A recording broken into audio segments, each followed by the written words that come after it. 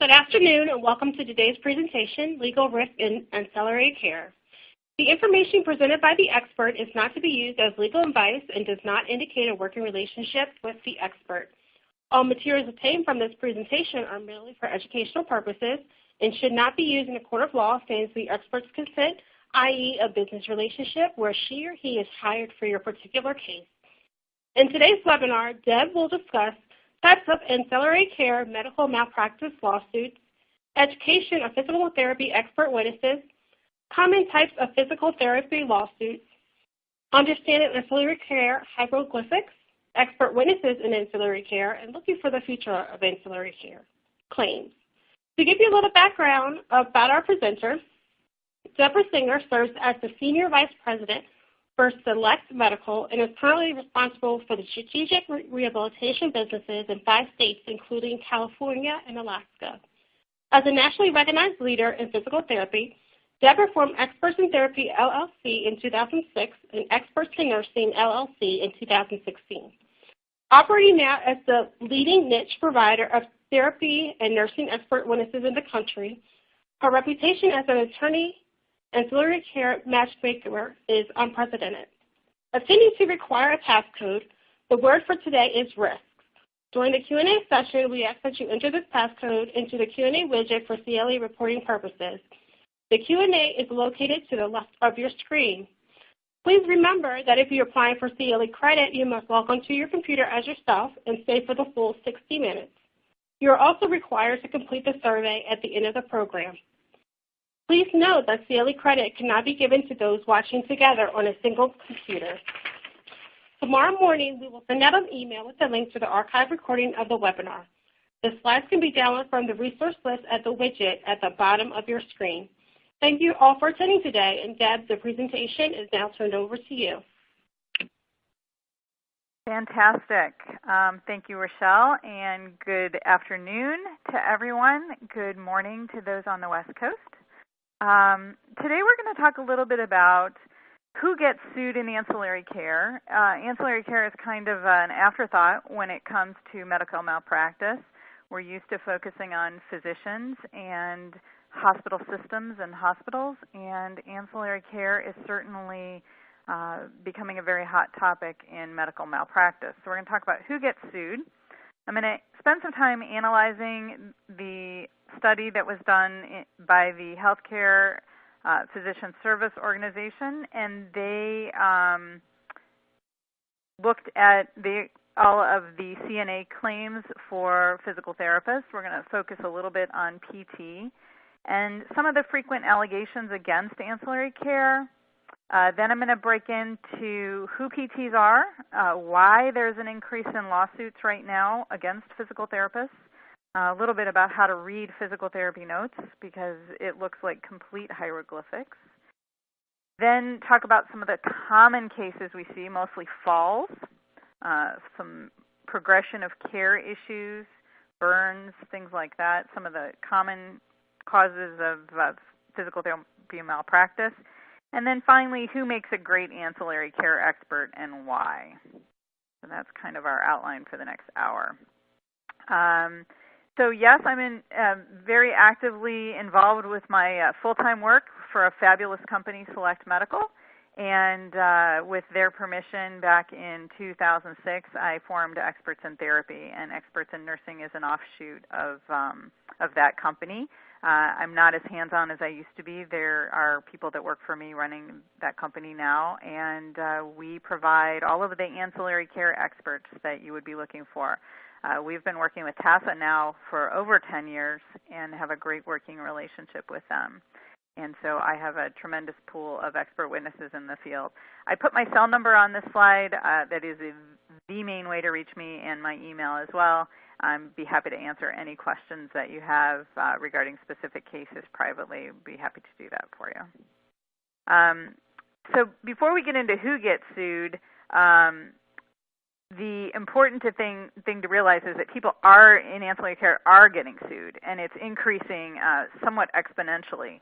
And we can all discuss why that is. I don't think anybody really knows the answer, but I think the biggest issue is that more and more ancillary care providers are being used to deliver services.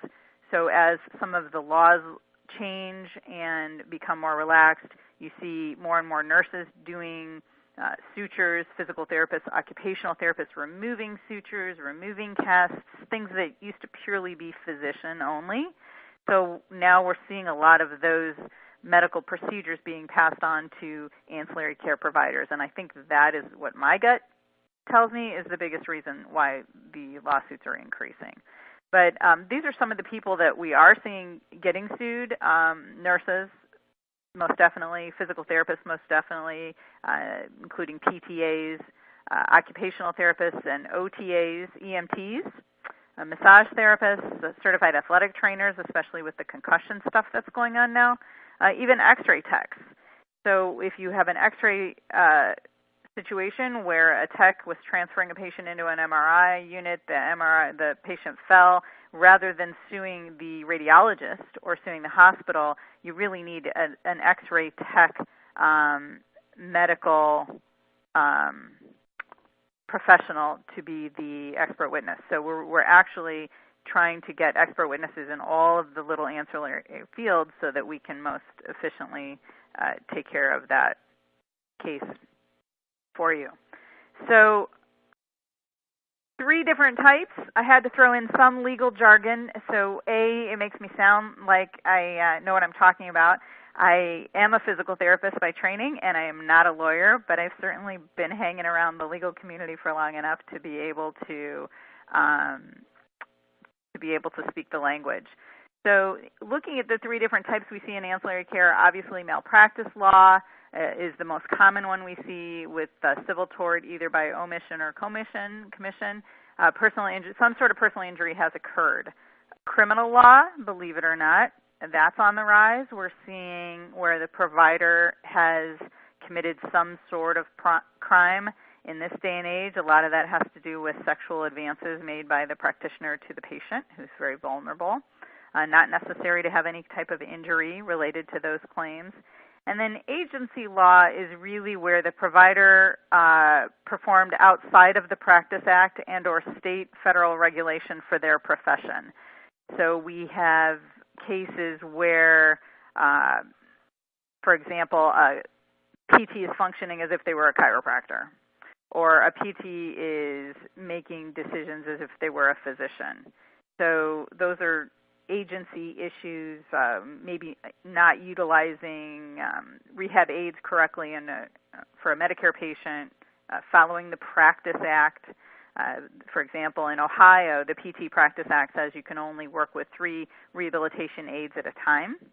And if you don't do that, then if you're using 4 or 5 and you're trying to supervise them all, that's going against your Practice Act. So that would be an agency law breach. So let's take a little look into the study that was performed, because it's kind of interesting. HPSO looked at 2 different studies. They published one in 2011, and these are available on the internet, another one in 2016. Specifically looking at the 2016 study, they studied 3,100 professional liability closed claims from 2010 to 2014, which were all CNA-insured physical therapy professionals.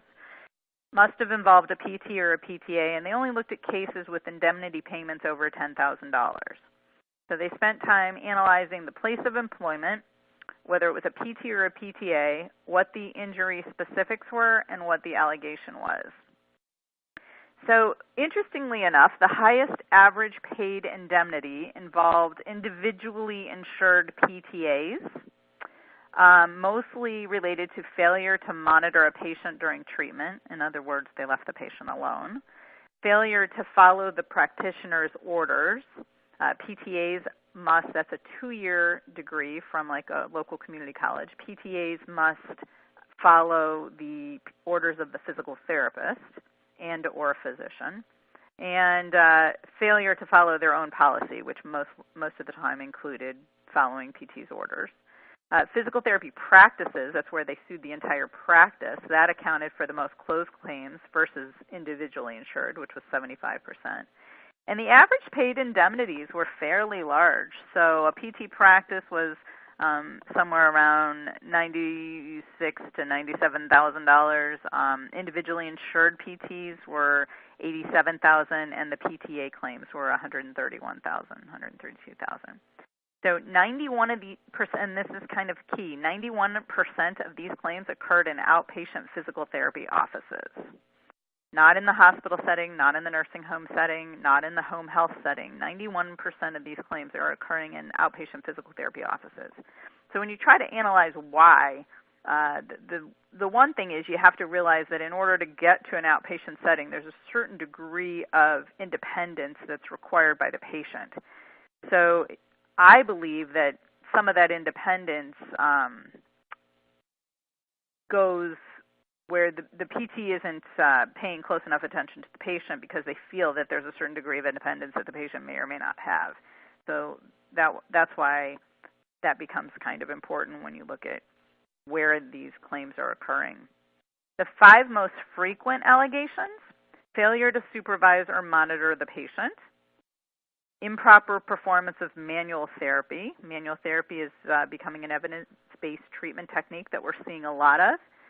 Improper management over the course of the treatment. In other words, the patient was not progressed correctly. Improper performance using therapeutic exercise.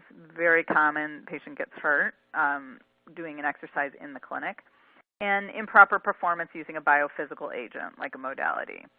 So, for example, if you go to the first one and you look at failure to supervise or monitor, usually this has the highest average paid indemnity. And an example would be an elderly man recovering from a CVA or a stroke was in therapy. PT told him to walk on the treadmill slowly with assistance. In other words, she stood by his side and she helped him start walking, and then he was doing a great job, so she decided to go to lunch. And leaves the man alone with a rehab aid, a physical therapy aid, and the patient falls. So who's at fault? Well, you could say, well, the PT aid was supposed to be guarding the patient, but the rehab aid shouldn't have even been treating the patient in the first place. Shouldn't even been with the patient in the first place, because the key word in this paragraph is that it was an elderly man. So now you're talking about Medicare, and a rehab aid is not allowed to treat a Medicare patient at all, or touch a Medicare patient at all. So now you have an agency fault, but at the same time, the PT did not gauge the fall risk of the patient well enough and decided that they would be independent and left alone, and the patient fractured his ankle and femur. So that's a very, very common, unfortunately, failure to supervise or monitor. The next one is improper performance of manual therapy. Now, we're seeing a lot more manual therapy claims than we ever did before, cases than we ever did before. It is the second highest average paid indemnity of all the allegations. Here's an example of a PT working with a patient, performs a cervical adjustment, but it was too aggressive. All of a sudden, the patient starts to feel uncomfortable and weak, and it turns out the PT damaged the carotid artery. So patient ends up with what is in essence a stroke and has brain damage. This was a very large claim. The problem is, yes, PTs are taught cervical adjustments, but not to the level of a chiropractor. So PTs, you'll hear about doing oscillations or manual thrust maneuvers, but to walk up and twist somebody's neck very aggressively without appropriately evaluating them first is not something that you would see a PT do. That's more on the lines of what you'd see a chiropractor do. So that's a perfect example of a claim that was improper performance of manual therapy. Improper technique with manual therapy is 61% of these cases. The next slide is a little bit busy, but it talks about all of the different areas of improper management over course of treatment.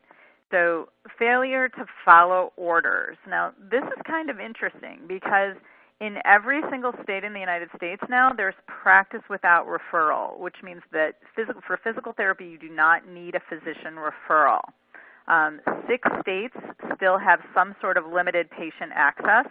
Alabama, Illinois, Mississippi, Missouri, Texas, and Wyoming limit the evaluation ability of the physical therapist without a previous medical diagnosis. And then 26 states have some sort of patient access with provisions, and then 18 states have complete unrestricted patient access where they can see the physical therapist. You can walk in right off the street just like you would to a chiropractor. So it makes it kind of interesting. When a physician sends an order for physical therapy, the physical therapist needs to follow it, but if there is no order, the physical therapist can treat the patient independently. So it makes it a little bit tricky when it comes to PTs because they're always have to realize that if there's a physician order in place, they need to follow it. Failure to obtain informed consent, I don't know legally how well this stands, but we always look for at least a VIC written in the chart, which means they have a verbal informed consent that has been given to do a certain treatment. And that's one of the things we'll point out as an expert if we don't see that. Failure to perform a complete assessment or improper performance of a test to determine their patient's ability. Very common. Failure to cease treatment following excessive or unexpected pain. So everybody's heard of the physical therapy, no pain, no gain issue. And I explained to therapists that's just not true. There's a certain amount of being a little bit uncomfortable that goes with physical therapy, but when a patient is really complaining of pain, you need to be aware of how to adjust your treatment program accordingly. And we just recently had a case where the patient's shoulder was completely dislocated. For 3 weeks, it was out of the socket, and this poor lady was going to physical therapy every single day and having this physical therapist try to increase her range of motion. And they never noticed that it was dislocated. That's a perfect example of somebody just putting a patient through a lot of pain, saying, oh, come on, we got to push you, and patient not improving. Failure to report patient's condition to the referring practitioner is a big problem, especially in the hospitals when the PT notices something and does not report it. Omission of treatment provided in the health records. In other words, they did something and they just didn't write it down. Now, in physical therapy school, we're taught if you didn't write it down, it didn't get done. So you got to write everything down. But the problem is that the deposition of the physical therapist becomes just as important in the expert witness's eyes as it does if it was written in the chart. So I tell my experts to pay attention to what the plaintiff is saying and pay attention to what the therapist is saying because you have to treat it with the same amount of weight as what is written in the medical records. Inaccurate recording of treatment, in other words, they write down the wrong treatment times or things like that. Records improperly signed, these are usually agency issues. Fraudulent billing, we get involved, our company gets involved in looking at physicians and or chiropractors who are billing physical therapy codes fraudulently. And failure to maintain equipment falls into this. We've had weight stacks fall on patients, a lot of issues with therapy balls bursting and breaking. TheraBand is a big one that we see break because they're not changing it out frequently. And then the last one is improper behavior by a practitioner, and I'll let you use your imagination for that one. The fourth one is improper performance using therapeutic exercise. Here's an example. We was talking about the stability balls. 76-year-old woman had an L4, L5 hemilaminectomy and a discectomy. After surgery, she was weak and unstable, so she was sent to therapy using a small stability exercise ball, and her leg gave out and she falls. PT did not have enough time to catch her, resulting in a fall. She hits her head. She ends up with mild brain injury and seizures. And the bottom line was the PT never had the patient holding on to anything while they were doing therapy. And that was a low six-figure range type settlement. And the last one is improper performance using a biophysical agent. So this is, hot packs are the number one for highest percentage of closed claims in this category. Electrical burns are number two. You're getting less and less e-stim used in physical therapy centers, but it's still out there. Dry needling is a fairly new area of a modality that is where a small needle is inserted into the muscle, similar to acupuncture. And we're seeing cases where physical therapists are not paying attention to the contraindications, and they're using them over the rib cage and going into the lungs with dry needling. So had a couple cases with that. Iontophoresis is a electrical stimulation that shoots medication in through the skin. and also you have to be very careful with it because it causes burns. And mechanical traction. Mechanical traction is exactly what you think of when you think of a patient laying down and something's pulling on their neck and a certain amount of weight is being used. As archaic as that looks, it is still done out there, and it's something that we have to be very careful of. I just recently had a case where we had an vertebral artery dissection from mechanical traction. So it's definitely something very scary. 36% of the claims are from re-injury. So it's one thing to be injured in physical therapy. It's another thing to be re-injured. We see a lot of dehiscence of wounds open back up during therapy. We have rotator cuff is probably the biggest re-injury area.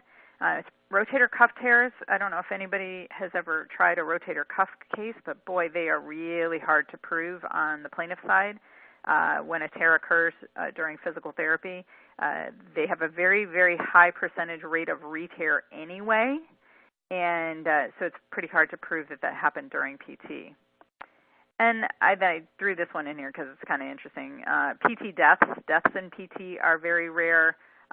Fatal injuries, however, have the highest indemnity payouts, over $500,000. I did have one $500,000 case, which was one of those chiropractic cervical cases. We had a therapist do the cracking of the neck thing during therapy. Patient's left arm goes completely flaccid.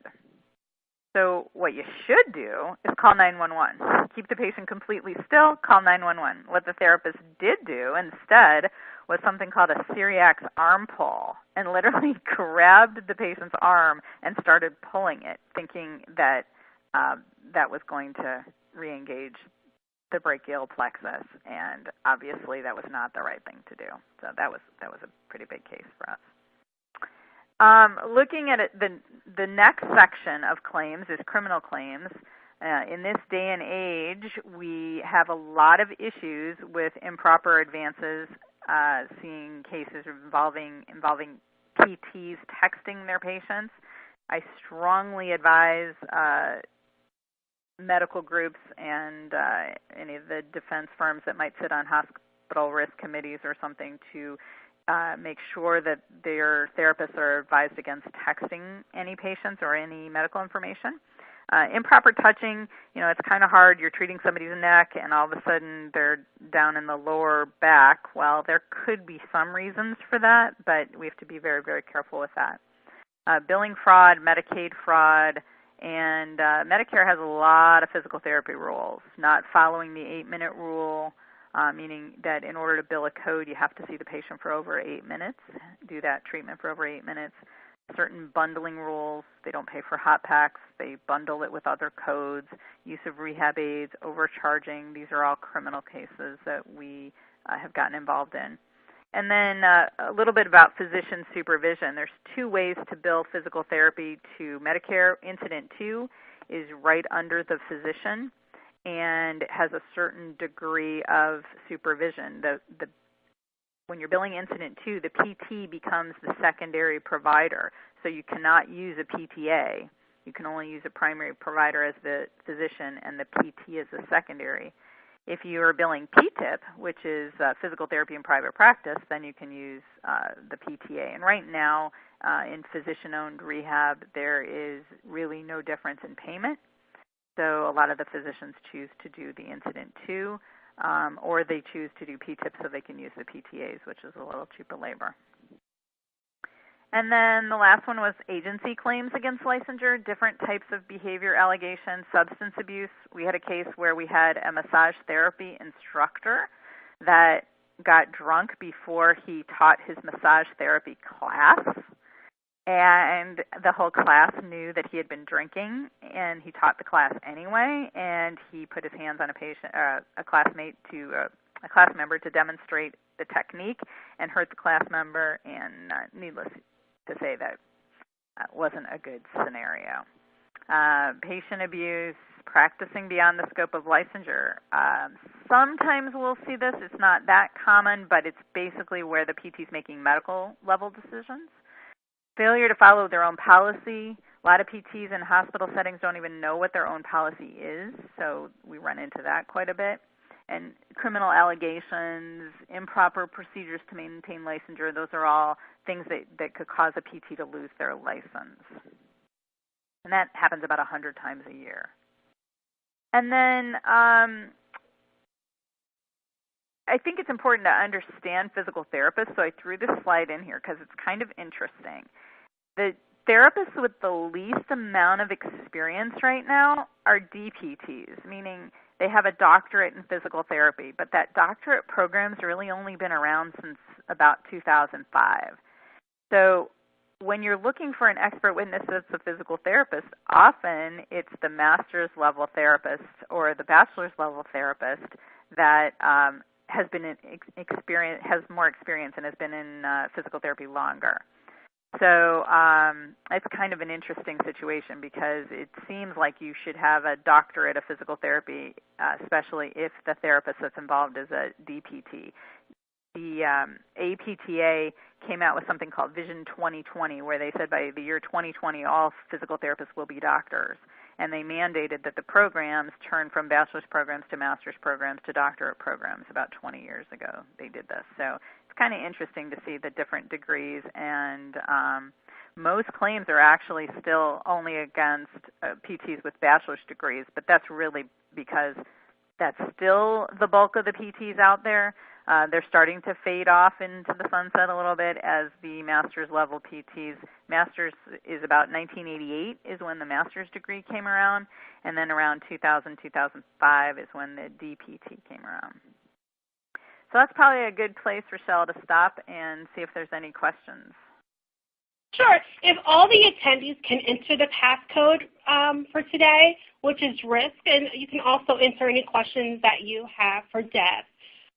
We have a question. How do you prove number 1, 2, and 3 if it's just the patient and the physical therapist? Okay. So how do you prove 1, 2, and 3? Oh, okay. So that's a good question. And you run into a he said, she said kind of situation. And a lot of times we encourage PTs to not stay behind closed doors, but especially in the outpatient setting, you've got a PT treating a back, and they're doing it behind a closed door in a treatment room, and the patient says, this happened, and the PT says, no, it didn't. And then at that point, what I explain to the expert witness is, you're not the jury. You're the expert. So what you need to do is, a lot of times we'll write what's called an if statement. So we'll say in an expert letter, if this happened, then there was a breach in the standard of care, because we just have no way of proving it. And sometimes that's good enough, and then it's up to the judge or the jury to decide who's truly at fault.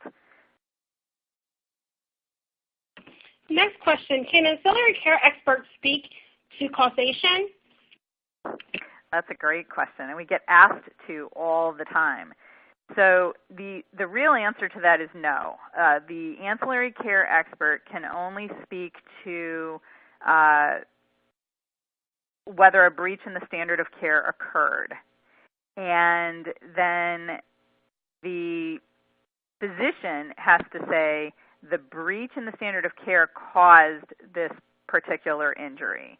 So that's definitely an area that gets kind of tricky. A lot of attorneys will ask the physical therapist to put in statements of causation, and I don't mind putting them in there, but they might not hold up in court. So that's just one of those things that, like for example, the case that I mentioned with the traction and the vertebral artery dissection. So I said, yes, there was a breach in the standard of care. The weight they used for the the mechanical traction was inappropriate. Our expert said that the patient wasn't examined correctly. They didn't do a vertebral artery test on the patient before putting him in traction.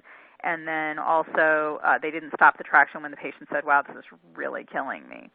So there were 3 breaches in the standard of care in that case, but I still couldn't speak to causation. So I needed a vascular surgeon who knows blood vessels to say that, yes, that it's been proven that there's enough weight created in mechanical traction to cause a vertebral artery dissection. So sometimes you'll need more than one expert when it comes to the causation piece. Question, what are the most common legal cases brought against nurses? Well, so far we've kind of been focusing on physical therapists, but the biggest problem we see in the nursing cases are you can trace them all back to communication issues. So either whether it's things like I couldn't read the doctor's writing and he was too busy, I didn't want to ask him, so I guessed, as crazy as that sounds, or they're not communicating correctly with the patient as far as what the expectations would be. We had a case recently where the patient's oxygen saturation levels were dropping drastically during the discharge process. So the patient was feeling weaker and weaker as the nurse was going through her discharge routine, and she was darn sure she was going to get through that discharge no matter what, ended up sending the patient home, and unfortunately the patient died when he got home. And that was a perfect example of a nurse obviously not being aware of what was going on or not listening to her patient, but also not communicating with the physician. So I think probably, we do see some over-medication stuff going on. Physical therapists in a hospital setting will often give nurses specifics on what the patient should be able to do as far as walking with assistance or walking with a walker or needing a wheelchair behind them, and then the nurse says, oh, you want to go to the bathroom? All right, let's go, and doesn't follow any of the ambulatory restrictions that were in the record. So those are probably the most common with nurses. Nursing, boy, they're everywhere. So we have cases with falls on a playground and dealing with nurses in schools and nurses in the industrial setting and nurses in home health. And so there are just so many different types of settings that nurses can get sued. I think the variety is probably endless. Next question. In suits involving violations of agency laws, does a violation finding by the licensing board allow plaintiffs to definitively establish liability? That's a great question, and the answer is no. So just because the governing board or the practice, there was a practice act, a breach in the Practice Act, doesn't necessarily automatically mean there's going to be definitive liability against that PT. So, and the reverse is true as well. So we'll have cases where the health department, for example, was called because of what the patient thought was a breach in the standard of care, and the health department will come in and say, nope, there was no case here. We saw absolutely no fault on the physical therapist. But then we'll have one of our experts review the case, and sure enough, the physical therapy expert will find fault. So just because some of the governing bodies and or the licensing board finds fault doesn't mean that there's truly a breach in the standard of care. Because remember, standard of care is, the definition of standard of care is what any reasonably prudent physical therapist with the same education and training as the expert has would do in that situation. That doesn't necessarily mean what the licensing board would do. Another example, kind of a cool example, was in the Big Ten colleges in the athletic training rooms 10 years ago. The thing was that they had these huge buckets of ice water, and all the baseball players or whatever would come in, and everybody would throw their arms and elbows into these huge vats of hydroculator or ice water that were filled. And somebody got MRSA and sued the school because they were basically sharing a communal bucket of water. Well, when it came to, so the licensing, the health board said, absolutely, that's ridiculous. There's no way all these athletes should be all throwing their elbows into the same bucket of water. And the health department had a real problem with it. However, when we went to find experts, the experts said, no, you know what? That's the standard of care right now. That's what everybody does. That's what's done out there. Whether it should be done or not is another question. And so sure enough, now that's not even in practice anymore. So that's a good question and a good example of how it doesn't actually coincide. All right, should we go on? I have another question. Are Okay. there any ongoing educational programs put on by attorneys equipping physical therapists and other ancillary care providers to prevent or guard against liability? That's a good question. There should be, and maybe we should do that. The APTA has some online programs that the physical therapist could probably access, but they're not put on by attorneys.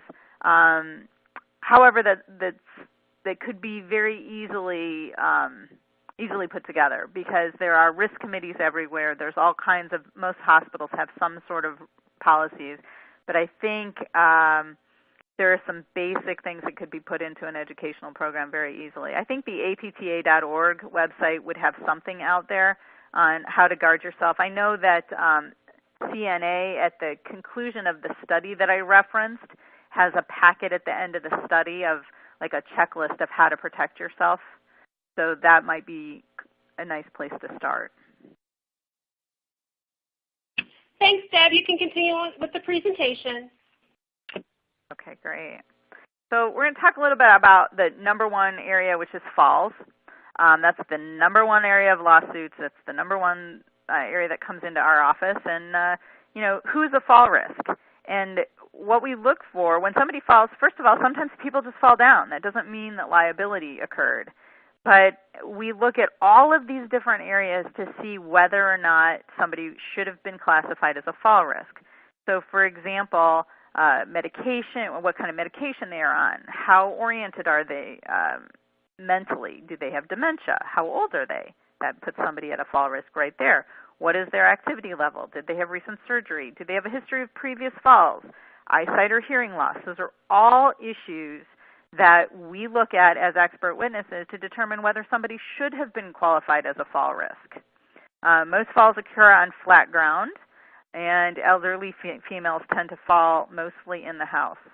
One of the big things that I'm always asked is, did they break their hip and then fall because did they break their hip and that created the fall, or did they fall and break their hip? It's like, which came first, the chicken or the egg? I think what most of the research is showing is that a lot of time with hip fractures, that the hip fractures and then they fall, which is kind of interesting. Another area we see is proper progression of gait. Boy, that dreaded gait belt is a real issue, and patients and attorneys love to talk about the gait belt. So what you have to realize in the ancillary care professions, the gait belt is not to hold somebody up. It's not a handle. It's truly like the reins of a horse. It's used for steering and guiding the patient.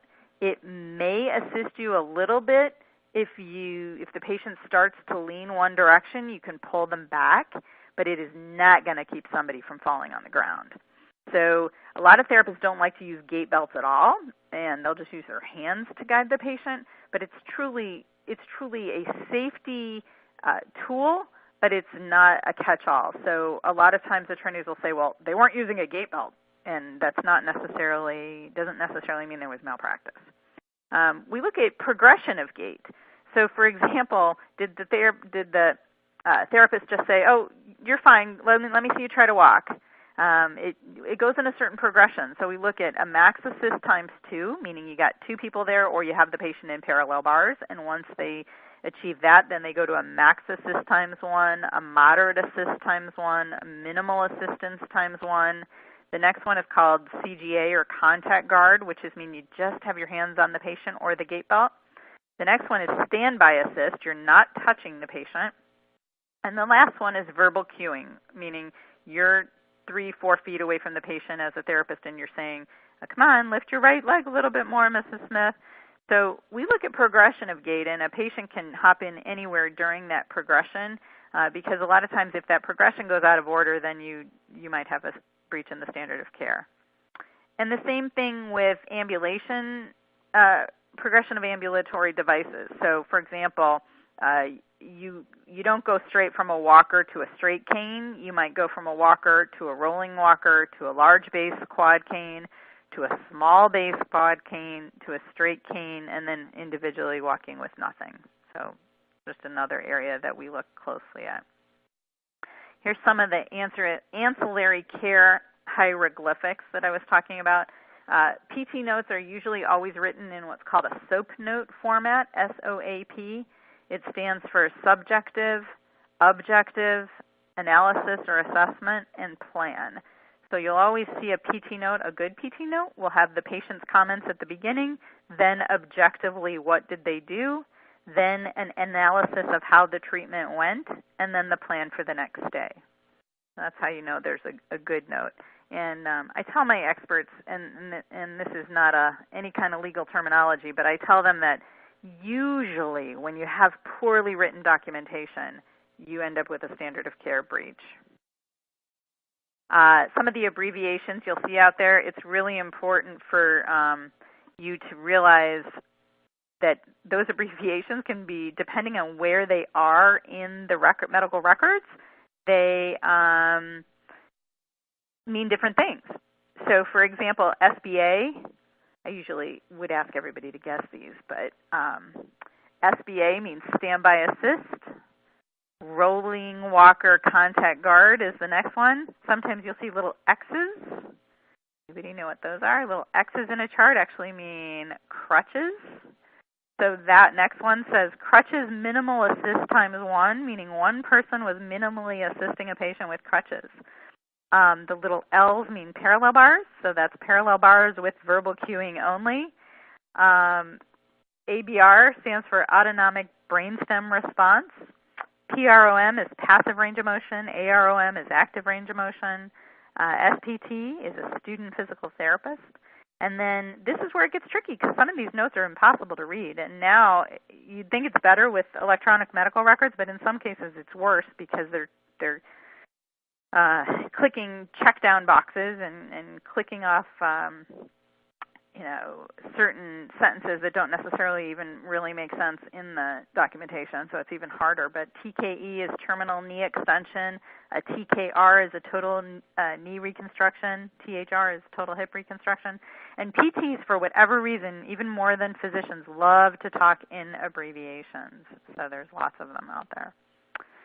When it talks about, obviously we're in the business of ancillary care experts. When it talks about using an ancillary care expert, the philosophy of my doctor trumps your PT.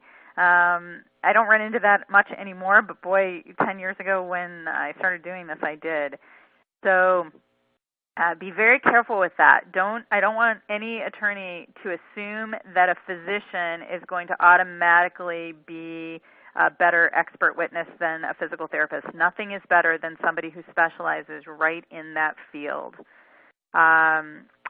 3 most common defense strategies: rejection of the expert testimony, trying to disprove an expert, trying to get the expert off the case. And so certainly if you are up against a physician or a PM&R physician, that physical medicine and rehabilitation physician, and you've got a physical therapist on your side, and this is a physical therapy case, it's important for you to try to state that try to go after the fact that the physician can't speak to the standard of care of physical therapy because they're not practicing physical therapy. And then obviously absence of causation, and we talked about why that's important to maybe get a second expert on that. And reduction or elimination of damages is the other one. PTs have all kinds of initials behind their names. SCS is a sports certified specialist, and OCS is an orthopedic certified specialist. A geriatric specialist, these mean they have 5 years of training in geriatrics. A neuro specialist. A CHT is a certified hand specialist. FAAPM is someone who is a fellow in the American Academy of Pain Management, and an ATC is a certified athletic trainer. So looking at I wouldn't want to have a certified athletic trainer opining on a stroke case. So it's really important that you're not using a physical therapy generalist. That's why we have experts in every field of physical therapy. And the same thing with nursing, except I am a physical therapist. I'm not a nurse, so I can't speak to all of their initials, but boy, it gets even crazier. There's the licensed practical nurse, the registered nurse, a nurse practitioner, legal nurse consultant. I know that SANE is a sexual assault nurse examiner. So they have all different types of nursing jargon as well. So it's important when you're using nursing in cases that you're really specific in making sure that you get a nurse that, that is a school nurse or that is a ICU nurse or a pediatric ICU nurse or anything that's extremely specific. They even have nurses that are trained to work as correctional nurses in the jails. Kind of interesting. Just a couple more slides. This is what can you expect from an ancillary care expert when you hire us? The first thing is there a case? And we get involved very early to say whether there's a case or not. And then was there a breach in the standard of care? Was there a physician prescription in place? Was the prescription followed? Was there verbal informed consent? Is the documentation clear? And was the treatment contraindicated? That's very important that we look at all the contraindications for whatever they were doing. Were assistance and rehab aids used correctly? Was the State Practice Act followed? Was the treatment rendered within the scope of practice? Was the evaluation thorough and appropriate plan put in place? And was the appropriate treatment progression followed? And then I wanted to put in one slide looking at the future of what's going on a little bit with ancillary claims.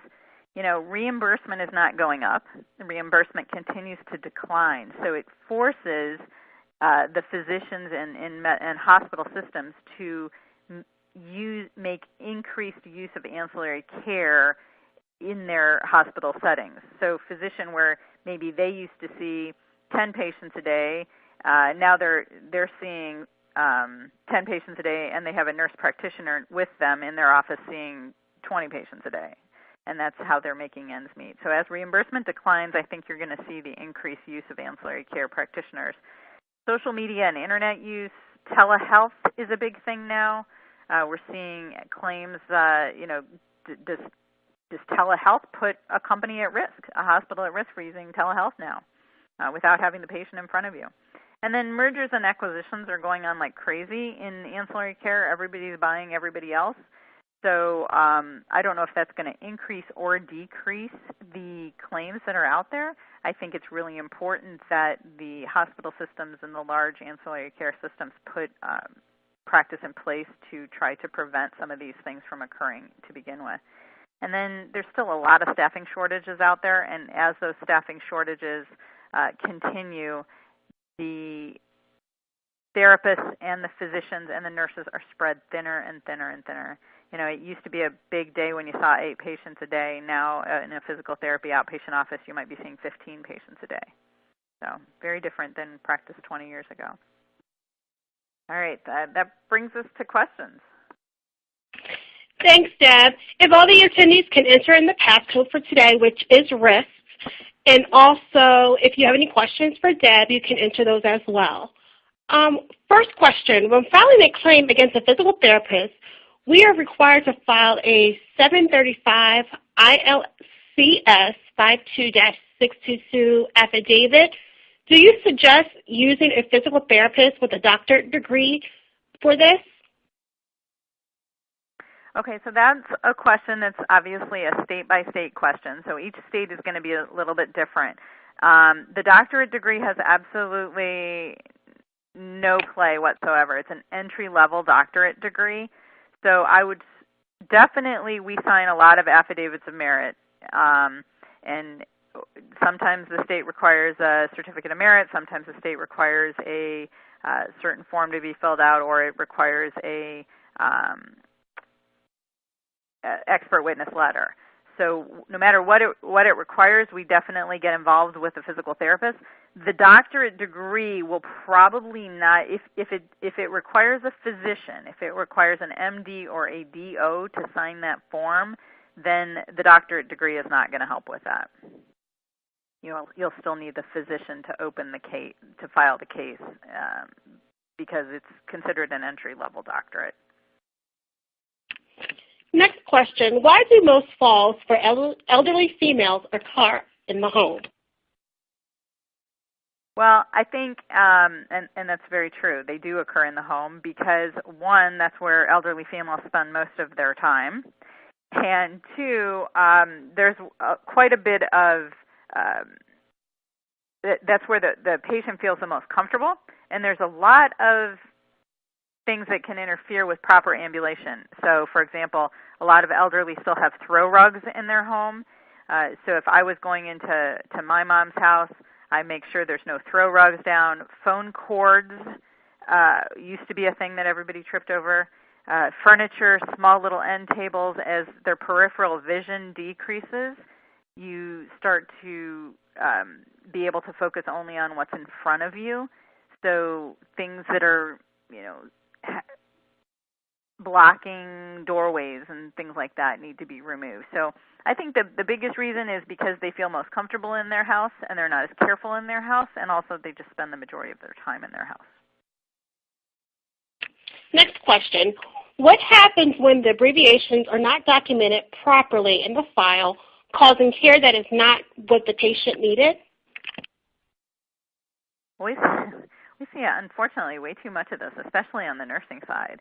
So a lot of times there won't be easily accessible orders from a physician, or there'll be an improper abbreviation, especially in physical therapy when they're just constantly using these little hieroglyphics to communicate. And it's a breach in the standard of care. And one of those areas that I'm not sure how you prevent from happening, other than using EMR, has probably brought some of that down by being able to get away from the terrible physician handwriting. And I also think that the physical therapist has to be very careful. When a PT is reading something that doesn't make sense or that is documented to be against what the patient needs, the PT needs to speak up and contact the physician and say, wait, that doesn't make any sense, I don't want to do that. Perfect example is we get prescriptions all the time for dexamethasone iontophoresis as an anti-inflammatory. Well, if the patient's a diabetic, dexamethasone, a byproduct of dexamethasone in the body, is actually sugar. So there's been many times where I've had to call a physician and say, wait a minute, you don't want to prescribe this because you're probably not aware, but once we shoot dexamethasone through the skin, the byproduct is going to be sugar and you have an unstable diabetic on your hands. So physical therapist has to, for sure, not have a problem going back to the physician and saying that doesn't make any sense. Next question. I sit on a risk management review board for a hospital. What can medical facilities do to prevent these types of lawsuits? Oh, boy. That's kind of a loaded question. So first of all, I'm thrilled that attorneys are sitting on risk management boards of hospitals because more hospitals need to do that. A lot of times they'll put clinical practitioners on the risk management committees, and really it's the attorneys that should be on the risk management committees. So certainly educating the therapist to follow their own company policies would be one. A lot of times when you dig into hospital policies, you'll see, for example, that every patient over a certain age needs to have a gait belt on. One, because it is a little bit easier to steer the patient and control the patient, and two, it makes the patient feel a little bit more comfortable. So a lot of times when we see depositions of therapists, they'll say, well, I didn't even know that was a policy of my own hospital. So I think making the therapists aware that there is certain policies within the hospital system and getting people to slow down. There's a certain census, there's certain expectations of how many patients you're supposed to see per hour and how much billing you're supposed to do in that time frame. And we can all sit here and pretend that medical care is not a business, but it's a business. And so getting therapists to slow down and make sure that they are taking the time to properly assess the patient to begin with. And then proper communication channels and making those communication channels really, really easy. I've seen depositions where physical therapists say, I didn't know how to get a hold of the physician. What do you mean you didn't call the physician? Well, I just told the nurse. I didn't know I could actually call the physician myself. So, in the hospital, making sure that there's clear-cut communication channels would be very important at reducing risk. And then I guess the last one would be to make sure everybody's on the same page with the patient.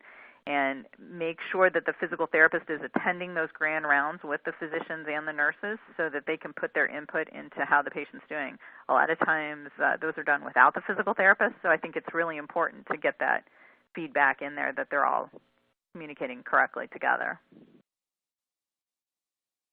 Question: do you see ancillary care lawsuits increasing overall? So I talked a little bit about that in the beginning, but yes, you know, and I think that has to do with the fact that more and more ancillary care providers are doing more and more with patients. So if you had asked me 25 years ago, do I think I'd be removing sutures, I would say absolutely not. You know, do I think I'd be sticking needles in patients or doing chiropractic type adjustments? The answer was no. I mean, back then, physical therapist was hot pack, ultrasound, massage, you know, those type of modalities. And now we're really out there on pushing the limit of what our education allows us to do. And so, you know, yeah, I do see that those lawsuits are going to continue to increase. I would encourage attorneys to think outside the box and not be afraid to go after ancillary care when when you're on the plaintiff side. I think it's perfectly fine to, you know, if you're going to sue the hospital system or you're going to sue the physician, to take a step down and look at the ancillary care and make sure that that was done correctly too, because otherwise then everyone's going to just blame the ancillary care professional for the injury. The other piece that I may or may not have mentioned that I can't remember is a lot of these ancillary care providers in the hospital are contractors. They don't even work for the hospital directly. So a lot of them are paid contracting companies that come in, especially in the nursing homes. Nursing homes, it's very rare to find the physical therapist actually works for the nursing home. So it's important to make sure that you're even suing the right people. Last question: is telemedicine becoming a legitimate source of treatment? And is there any liability that would be different from what we are seeing now in ancillary care? So telemedicine, it is becoming a legitimate source of treatment. And I run physical therapy in the state of Alaska, for example, where they can't wait for telemedicine to become more and more popular. So we're seeing it's being done with nurses. It used to be, you know, back when my kids were born, there was call a nurse line. If you had a question, you could call and phone a nurse in the middle of the night. Well, now it's you can actually show your baby's rash through the camera to the nurse on the other end of the phone. So, and I do think it's going to bring up a whole other slew of risk. I'm a little bit concerned about it. I'm excited that it's happening. I think it'll bring physical therapy treatment to people that otherwise may not have been able to make it in for therapy. A lot of it could be done with a home program, and a lot of what physical therapists do is education-based anyway, so there's a lot of teaching involved. So a lot of the teaching and home programming can be done over telemedicine, but there's nothing better than putting your hands on a patient. And I think by not being able to put your hands on a patient, they're going to miss some big issues that might be going on. And then lastly, the other thing is it's really hard to form a relationship with the patient. And if you're doing everything over the telephone or over Skype, you're running the risk of not being able to form a really good relationship with that patient. And, you know, everybody on this call knows that the lawsuits will go down if you have an improved relationship with your patient. So I kind of worry that telehealth is going to keep some of those relationships from forming and therefore create an adversarial environment that could lead to lawsuits in itself.